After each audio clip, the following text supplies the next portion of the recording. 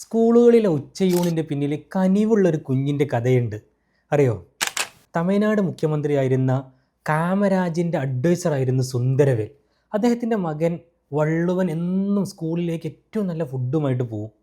പക്ഷെ സ്കൂൾ വിട്ട് വരുമ്പോൾ വള്ളുവൻ വീണ്ടും വിശന്നൊട്ടിയിട്ടാണ് വരിക. ഇത് ശ്രദ്ധയിൽപ്പെട്ട സുന്ദരവേൽ കാര്യം അന്വേഷിച്ചു. അപ്പോൾ മനസ്സിലാക്കിയത് എന്താണെന്നറിയോ?